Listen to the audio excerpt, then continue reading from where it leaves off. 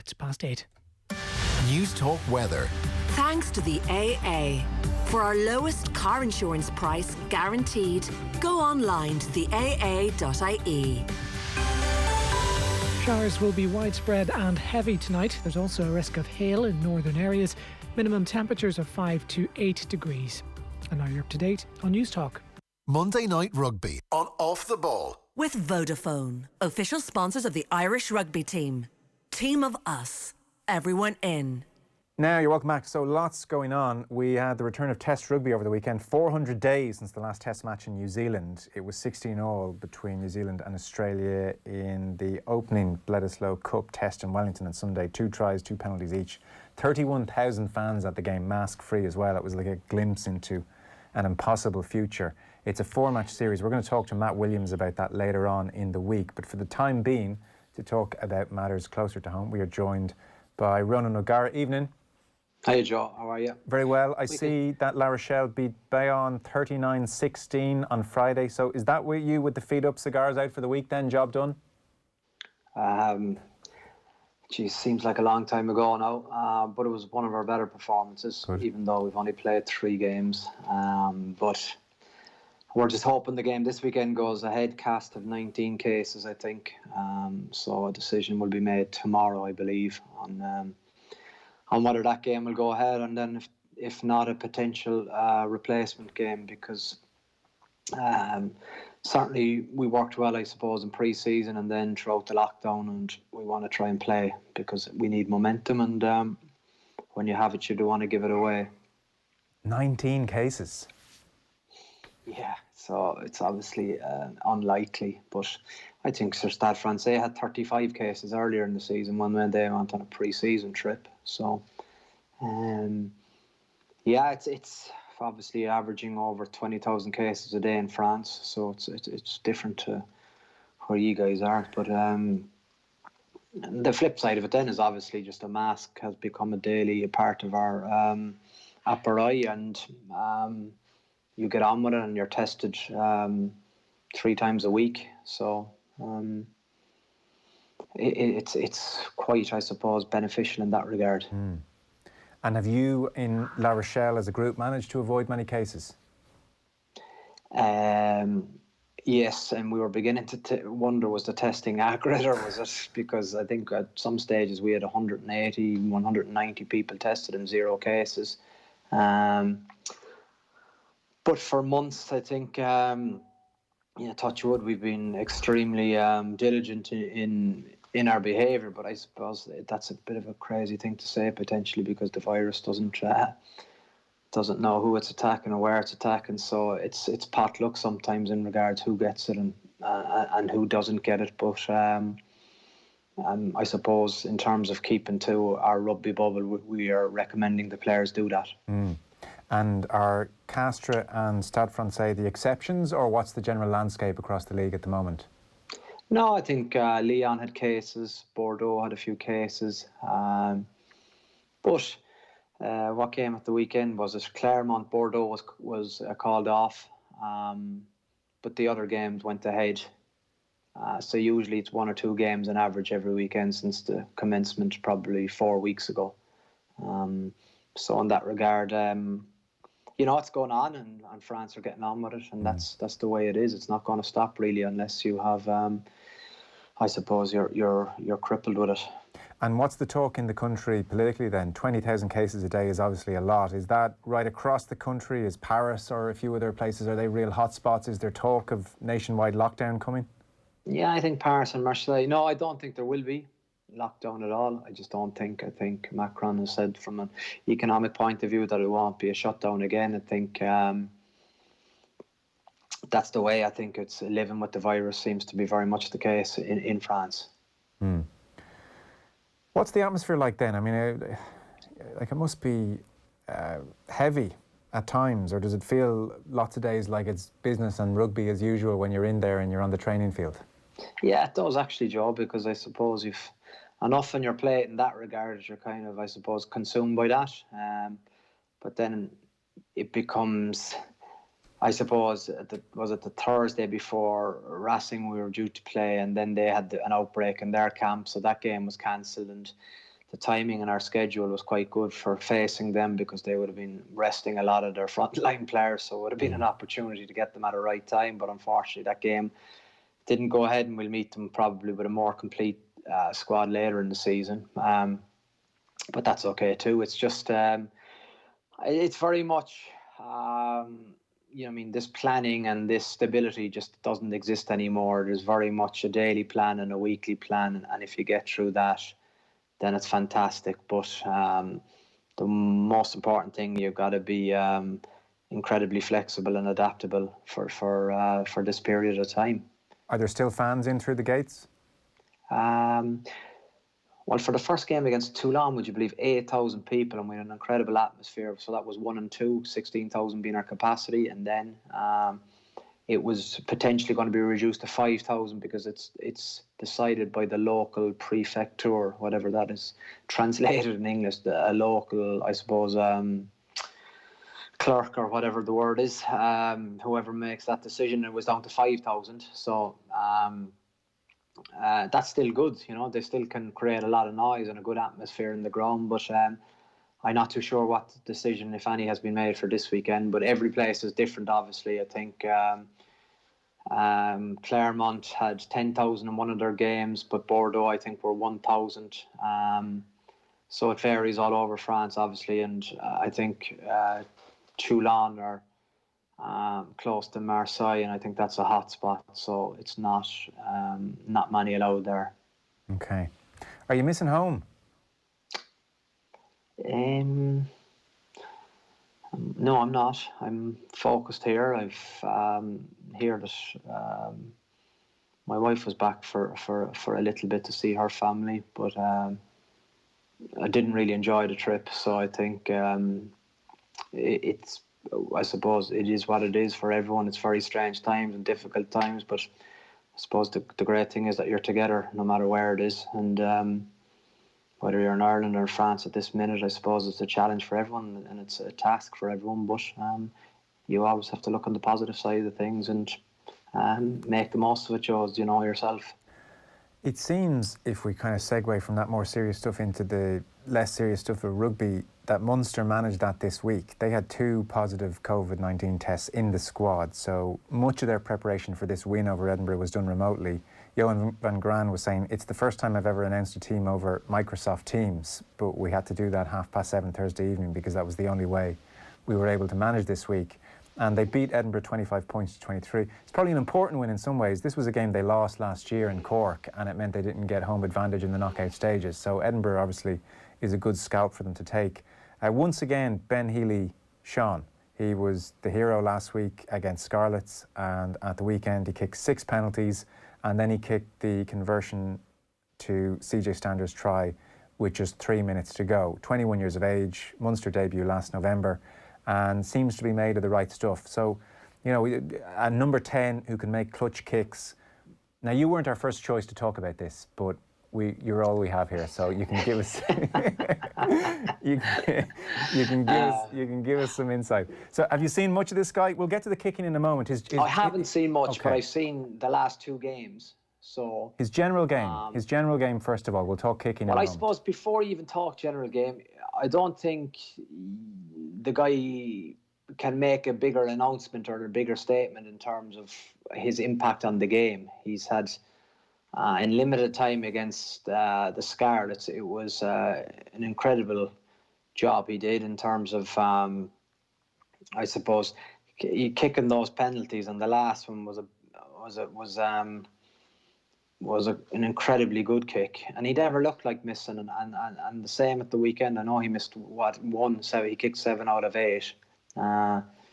But as a 21-year-old to have, I suppose, the mental capacity to do that, and I think what a lot of people may not appreciate, it would be difficult to get to that pitch in terms of the mental pitch, the emotional pitch for the Edinburgh game, because so much, I suppose, of his energy would have been used up mentally in the preparation from coming on and doing such a good job for Munster in that away game, and it is a jersey that holds such a huge interest to the public and to the supporters of Munster. The number 10 jersey ever since going back hundreds of years. Well, maybe not hundreds of years, but a number of years, and so it's always been, I suppose, a famous jersey. When you think of Tony Ward wearing it against the All Blacks in Thomond Park, and then a lot of people, I suppose, over the years, not many people have worn that, but they've had a responsibility, and that's the way that jersey, I suppose, was presented to whoever wore it in that regard. So he has really hit the ground running. The weakness of my argument is the fact that I haven't seen him train. So I don't know, Joe, and the fact that you see so much more in a training week than you would in a potential 80 minutes of a game, and that's the reality for so many of the players. You kind of get an awful better judgment if you can actually do a training week with them. But what he has done is he has taken his opportunity. He's would it be an exaggeration to say that he will expect to start in the jersey going forward? You would have to think yes. Even after 2 games, because I think, his age profile is right. There's so many upsides to keeping him in the team, and if he continues to manage the game and kick the ball as well as he is at the minute, he'll be a very hard man to remove. How would you describe his kicking technique, or what would strike you about it? Kicking at goal? Yeah. Well, he kicks it point on, which for me, I wouldn't understand it at all, or I don't have any, I suppose, background in that. Obviously, for me, the first thing that jumps to mind would be I'd associate that with South African kickers, because in the high veld and kicking the point and kicking a ball seems to go very long, and those guys, they have it accurately. I think you remember a period when Ian Madigan kicked like that for Leinster, and I think over a long season he kicked incredibly accurate. For me, aligning up a kick at goal would be very, very different to how these guys would strike the ball, but each to their own. And is one more in vogue than the other at the moment in world rugby? That is a good question. I'm not too sure. I think anyone, I suppose, from the Northern Hemisphere, the kicking gurus would be Dave Aldred. His information in terms of, it's probably, he's been coaching, teaching, should I say, for the best part of 30, 40 years, and excelling in that domain. And anyone who kind of, I suppose, comes within his compass is fascinated by the progress or the strides you can make by adhering to his principles. But as you can see with Johnny Wilkinson, for example, would be the perfect pupil-teacher ratio. But I think the benefit Johnny got working with Dave Aldred would be the fact that he had him on a daily basis in Newcastle and with the England team. And Dave Aldred's principles are quite detailed, and you got to understand it. And I can remember going through a period of my career where I kind of tried to learn by email and by distance learning, and I found it very difficult, Joe. So I took an awful lot of benefit from his ideas, I think, but in terms of mastering them, I would say it was a little bit more of trial and error as opposed to actually bulletproof technique. And he preaches a different style to what Healy is doing. I don't even know, because from the goal kicking, but like it seems to me that it's a telescopic tee, or it could be maybe there's actually there's been I suppose a number of inventions in tees in the last number of years. So whatever make of the tee is, that isn't I suppose the most important point. It's how you place the ball and how you approach it and where you hit it. I would never have kicked the point of the ball, if you get me. I would have been obviously lining up with the seams directly over the black dot and coming in at an angle to kind of kick through the ball, while these just obviously they have the point focused on a spot and they drill through the point of the ball, and it propels in an end-over-end fashion. And you really saw that actually with his last-minute kick against Scarlets last week from distance. You know, you could see that technique. Yes. Is one considered more accurate than the other, or it varies? No, I think that's why it's very important for the young kids too, that if you copy someone, you'll only be ever as good as them.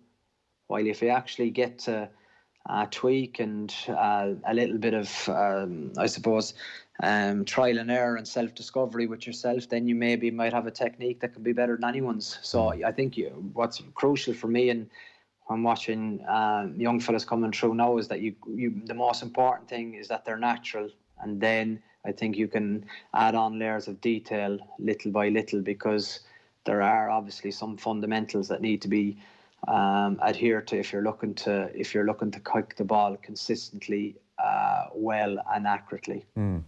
It strikes me looking at him, it's just gone so well, and as you know better than anyone, there'll be ups and downs with this now. If Munster try to invest in him and fast track him, he can't make every kick. That's just the game. But the fact that he came in and made these pressure kicks early on does suggest a certain temperament that is required to play the number 10 jersey for Munster. Yeah, and even more so, I think, from his reaction of kicking the winning penalty in Scar, if that was me, I wouldn't have been able to keep the smile off my face running back. There's no doubt about it. You're 21 years of age. It's your biggest opportunity. It's a massive kick. And his body language just kind of said, well, I actually expect to get this. Yeah. What's the fuss about, nearly?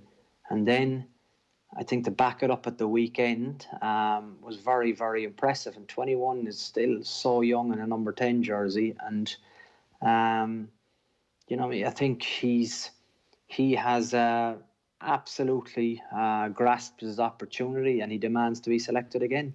I would suspect the younger generation coming through now, like Healy, are more exposed to some of the principles you probably had to learn through your 20s, be it compartmentalisation or visualisation. Yeah. I'd say they've built on the stuff that you were exposed to at a later age, I would suspect. Yeah, I would agree with that too, but also, unfortunately, for their point of view, I was allowed to make mistakes and still get reselected. Well, it's very rare nowadays that a coach has probably the opportunity to stick with a guy who he'd feel, unless he is extremely strong, has huge potential, and makes errors, because the know is the most important thing in sport, and we all need results. But that was, I suppose, a massive advantage for me, that potentially the quality of, or the competition is greater nowadays for you to stake a claim to get into a team.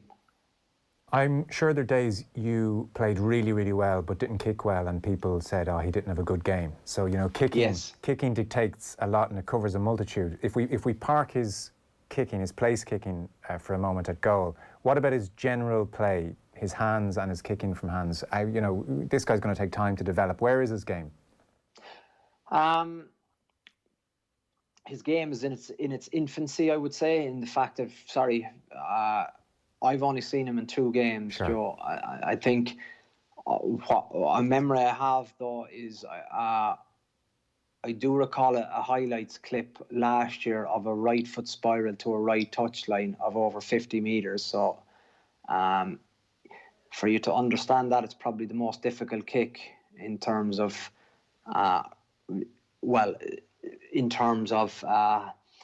attempting it. But I think actually when you master the spiral and you understand the flight of the ball, it actually becomes like any other kick, in the fact that you'll actually get, if you hit a good spiral, the ball at the end will tail off to the right, so you get kind of the capacity of the ball to fly, and then at the end it'll arc back out towards the right touchline for a right footer. So this thing about the angle, and you need a left-footed kicker to be kicking to your right-handed touchline is inaccurate, completely inaccurate, because if you can spiral the ball well, or end over end on a right footer to a right touchline, once you have your angle correct, you can do anything.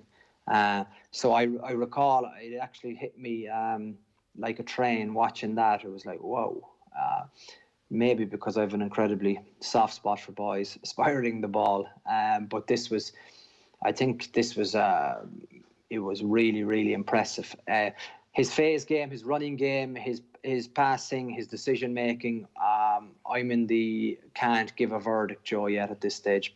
I haven't looked at Munster's games in depth, and it would be unfair or not accurate to comment on his general game.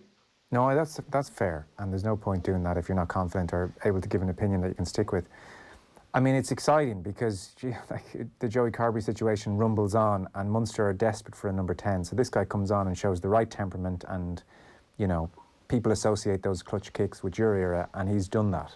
And he had beside him Craig Casey, who by all accounts was excellent, and Alex McHenry was at 13. So a lot of young guns thrown in here, and that gets everybody a bit excited. Casey continues to do very well. Yeah, young and local as well. I think that's very important. The fact that you got to have guys that are from the area, that it really matters to them, that it really cares, and I think that's been the strength of Irish rugby from going back as many years as I can remember. You got to have these guys that will give everything. And I think obviously Casey's been fast-tracked to play at this level for a long time. I've heard murmurings of him for a number of years. And what were people saying to you about him? I think that he's a ball of energy, that he just loves it. He's a massive fan of the game of rugby, and you can see that's the way he plays. It matters to him. He puts his heart and soul into it. I suppose the biggest thing is that people associate it. It's kind of like another stringer. And that's I think what people associate it, that he's a terrier, but he's also he looks interesting. But for me, it's hard because when you haven't seen a guy for a number of games, it's very, very difficult to give an accurate assessment of where actually he is, Joe. On Munster generally, and it's probably hard to be too critical of them in the midst of this pandemic. You hear Johan van Graan announcing the team over Microsoft Teams this week. They basically had no FaceTime. But certainly the performance against the Scarlets was criticised. Donald Lenihan, for instance, was writing about it in the Examiner and was very frustrated. He was saying things like Chris Farrell scored a try in the 68th minute, and he was saying that was the first time in the entire second half that Farrell had even touched the ball. And you're bringing in Diolande for what? And, we're seeing box kicks on the opposition 22, and he's wondering what is Stephen Larkham's role in all of this. And he was just very frustrated with the style of play and where are Munster going with this, because they can't just keep doing the same thing over and over again. Where are you on that point? Well, there's a lot in your question. I think the most important thing really is that how they play would be decided by obviously Johan van Graan and Stephen Larkham, but also with the senior players. If the senior players aren't happy with how they're playing, they've got to voice that opinion to them. So, but I think there was definitely an early example, and I think it didn't happen again in the game, but Munster were outside the 22 of the Scarlets and decided to box kick the ball. So they've obviously identified a weakness potentially in a Scarlets defender to go after that space. But I think when you have people like Diolande and Farrell, but you have to respect the weather conditions too, Joe, in terms of how you got to play conditions. That is absolutely crucial, and that's not making excuses for it. But I think what will happen, I would say, would be that in terms of the coaching staff would have a vision how they want to play. Are they struggling in getting their message across to the players? Or are the players struggling to understand the message? So there's a little bit in that as well. And I have it with my own club in terms of, I suppose, last year bringing in a more structured game from the traditional DNA of Stade Rochelet, which is playing the ball out of the tackle. But playing the ball out of the tackle is well and good if you can see who you're passing to, as opposed to passing to the opposition when you're doing blind offloads. So I think from that regard, it's always in successful teams that I've been involved in over 20 years. It's a process that's dealt with by the leadership group and by the senior players and with the coaching staff. If there's discontent within the playing group, they would voice that, I would say, to the coaching group, and then a solution has to be found. Where am I on it in terms of Do I see the work of Stephen Larkham at the minute? No, you probably don't, but that's to be expected. Anyone who probably, because I know Stephen quite well from playing with him and discussing rugby with him, and he's got a really good brain about the game. But it's a little bit like me going to Super Rugby a bit. It's a different game at the start, and I think then you've got to understand it first, and then you've got to implement your policies and your plays. And I think that will come, but also. The Scarlets game was a dog of a day with the desperate weather, and the Edinburgh didn't look much better. But I would say they, as a coaching group, I would say they would be most acutely aware of of being aware of the threat of moving the opposition and playing the game at width, because their kicking game is there, but what they need to add is probably a layer or two in terms of moving the team around the park a little bit better. Okay. A very last quick one for you. Jordan Larmour, dislocated shoulder. He's out of the Six Nations now this side of Christmas. Who's Ireland's best 15 at the moment? That's a big loss, I think. Obviously, it's exactly what happens, I think, with a lot of international players. They peak for their club team, they excel, then they excel for Ireland, then they have a bit of a rocky period, and then they have to rebound from that. And against Saracens and against in one or two games for Ireland, Jordan Larmour probably didn't do as well as he would have liked to have done in the air and winning the high ball, but I think we all understand how much of a running threat he is. But Test rugby is brutal, and it's ruthless, and you get exposed in terms of one or two deficiencies in your game, and that's what happened. But I'm absolutely convinced that he has a massive future at 15. But these are always the stumbling blocks you hit. Who is Ireland's 15? Well, I would say for me, it's I'm having a name blank. The Ulster 15, sorry. Stockdale? No, sorry. Addison? Yeah, but he's on a long-term injury. He's injured as well, yeah. Yeah, I think that he will have, I would say they will look at him definitely in the role for 15. He can't seem to get his body right at all. And it's really tough, but he can't seem to get a run. Yeah, that's gone on a long time now, isn't it? Because that's prior. It's World Cup territory even. Yes, exactly. I always liked him as a potential option. I think obviously Hugo Keenan has he seems to be grabbing a lot of highlights, and you must be exceptional if you're grabbing highlights in Leinster, because they have a pretty high basic level there, obviously. The other options are Jacob Stockdale. No, I think Jacob Stockdale would probably like to find his form on the wing if he gets that opportunity. I think it's too big an ask to come in and try and run or excel at 15 when he needs to find form on the wing for me. So it's who else am I missing? I'm not sure. I'll have to look at the squad. Yeah, because it was in